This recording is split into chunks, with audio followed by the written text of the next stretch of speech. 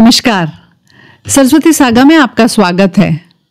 आज के जियोपॉलिटिक्स की, करंट अफेयर्स की बात होते ही बात होती है युद्ध की, बैर की, एक कड़वाहट की। लेकिन आज के इस वीडियो में हम कोई कड़वी बात नहीं करेंगे। आज बात एक सुहाने दौर की। हाल ही में तालिबान के मिनिस्टर आमिर खान मुत्तकी हमारे देश के दौरे पर आए व्यापार स्थापित करने, और अफगानिस्तान की बात होते ही आंखों के सामने दृश्य आता है खूंखार बंदूकधारी तालिबान का, युद्ध से छिदा हुआ एक उज्जड़ प्रदेश का, जहां महिलाओं के अधिकार पे हमेशा एक सवाल रहता है। लेकिन एक समय था जब अफगानिस्तान और भारत के बीच बराबर का व्यापार था। ये जो अफगानिस्तान का प्रदेश है, उसका उल्लेख हमारे वेदों में भी पाया जाता है। और यहीं के काबुली वाले की कहानी रविंद्रनाथ ठाकुर ने ऐसी लिखी कि आज भी दिल को छू जाती है, आंखों में पानी ले आती है। तो आइए बात करते हैं, लेकिन उससे पहले कृपया चैनल को सब्सक्राइब करें अगर नहीं की है तो, और कमेंट करके मुझे जरूर बताएं कि आपको ये वीडियो कैसा लगा। ऋग्वेद में उल्लेख है कि सिंधु के पार जो प्रदेश है, खुबा नदी के किनारे, खुबा नदी यानी कि आज की काबुल रिवर, वो गांधार प्रदेश है। और आज के अफगानिस्तान के कई हिस्से इसी गांधार प्रदेश में थे। तक्षशिला विश्वविद्यालय, दुनिया की सबसे पुरानी यूनिवर्सिटी जहां से चंद्रगुप्त मौर्य ने पढ़ाई की चाणक्य के गाइडेंस में, वो इसी गांधार प्रदेश में थी। यही वो प्रदेश था जो भरत का, श्री राम के छोटे भाई का ननिहाल था, जहां से उनकी माता कैकेयी आती थी। यहीं पे भरत जी ने तक्षशिला की स्थापना की थी। इसी प्रदेश के राजा सुबाला की बेटी थी गांधारी, जिसका महाभारत पे बड़ा प्रभाव था। यहीं से आते थे शकुनी मामा, जिनकी वजह से महाभारत हुई। जहां आज अफगानिस्तान है, वो कभी भारतवर्ष आने का एक गेटवे होता था। प्राचीन काल में सिल्क रूट का एक बहुत बड़ा हिस्सा अफगानिस्तान से गुजरता था। Bharat, China, Iran, central Asia को जोड़ने वाला ये जो ट्रेड का एक रास्ता था, वो अफगानिस्तान और भारत के बीच भी बहुत मजबूत एक ट्रेड की कड़ी बना रहा। भारत से जाता था कपड़े, मसाले, मोती और ज्ञान, और अफगानिस्तान से आता था घोड़े, नीलम, हीरे, केसर और सबसे खास ड्राई फ्रूट्स, सूखा मेवा, बादाम, पिस्ता, खुरबानी, किशमिश, अखरोट, अंजीर, ये सब अफगानिस्तान की शान थे।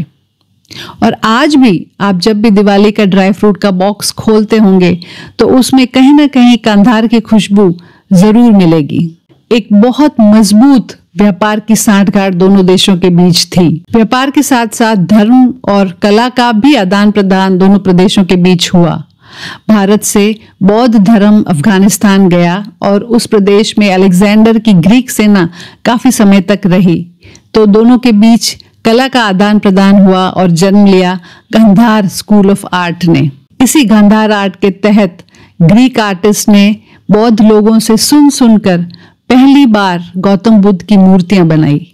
और आप देखेंगे कि गौतम बुद्ध की मूर्ति में आज भी ग्रीक लोगों के जैसे कर्ली बाल है, उनके नैन नक्श काफी तीखे हैं, उनके जो कपड़े लपेटने की स्टाइल है उसमें भी कहीं ना कहीं ग्रीक झलक है, क्योंकि ये ग्रीक आर्टिस्ट ने बनाई थी। ये वो समय था जब आज के अफगानिस्तान के प्रदेश में शांति, ज्ञान और कला थी। मुगल समय आते आते ये अफगानिस्तानी व्यापारी भारत के हर शहर में अपनी पहचान बनाने लगे।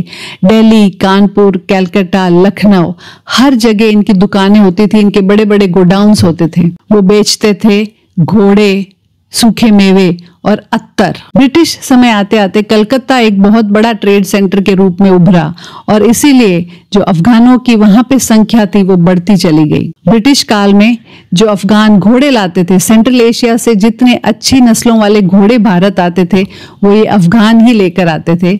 उनकी जो ट्रेड थी वो ब्रिटिश समय में कम होती चली गई। अफगानों का जो सूखे मेवे का बिजनेस था, उसमें उनको जो मार्जिन्स मिलती थी वो बहुत अच्छी थी, तो उनके पास पैसे काफी होते थे।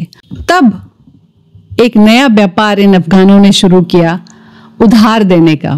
उनके पास जो इकट्ठे पैसे होते थे वो गरीब मजदूरों को, लो इनकम वाले लोगों को लोन के तौर पे कम समय के लिए वो देते थे। हर हफ्ते वो वसूली करते थे।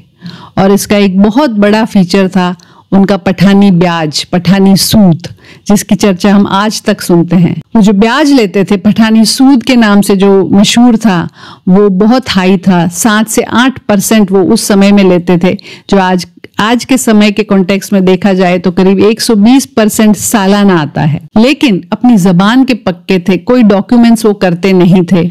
एक कहावत थी कि पठान का एक लफ्ज 100 कागजों पे भारी था, तो विश्वास करते थे।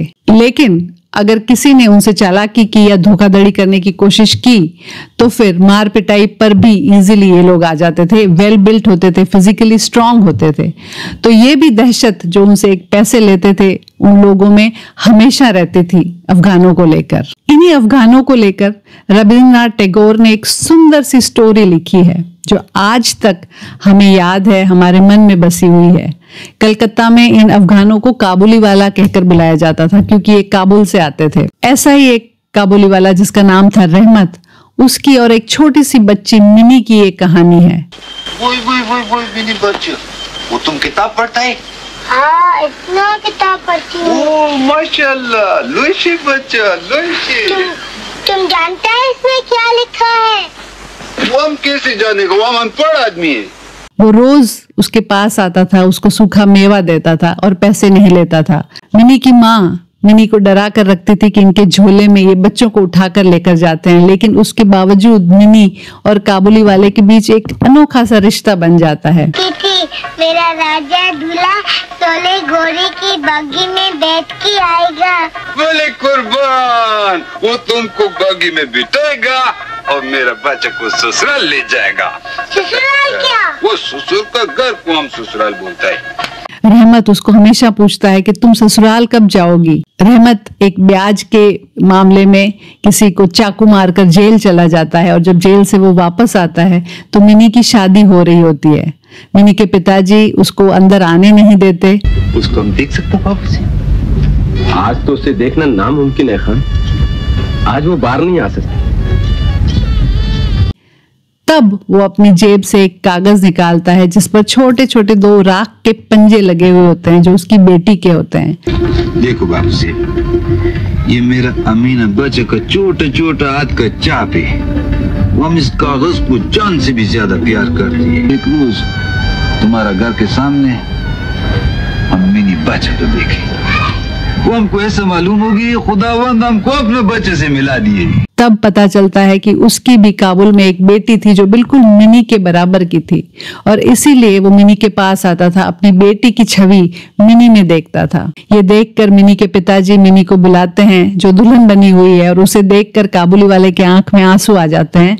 उसे ये महसूस होता है कि उसकी छोटी सी बेटी भी अब बड़ी हो गई होगी। मिनी के पिताजी उसको पैसे देते हैं और कहते हैं कि जा तू भी अपनी बेटी की शादी कर।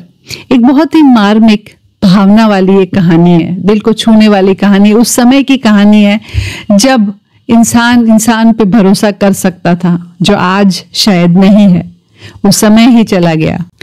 आज अफगानिस्तान एक बहुत कठिन समय से गुजरने के बाद शायद वापस खड़े होने की कोशिश कर रहा है। वो जो समय था वो चला गया, लोग बदल गए, लोगों को देखने का नजरिया भी बदल गया। लेकिन इतिहास के सुहाने पन्ने एक उम्मीद की, एक आशा की किरण जगाते हैं। कहते हैं इतिहास हमेशा वापस अपने आप को दोहराता है। तो एक आशा जगती है कि वो शांति वाला समय, वो भावनाओं वाला समय, वो प्यार वाला समय जरूर वापस आएगा एक न एक दिन, जब मिनी की मुस्कुराहटों में काबुली वाला अपनी बेटी को देखेगा, जब इंसान एक दूसरे में इंसान को देखेगा। नमस्कार, जय हिंद।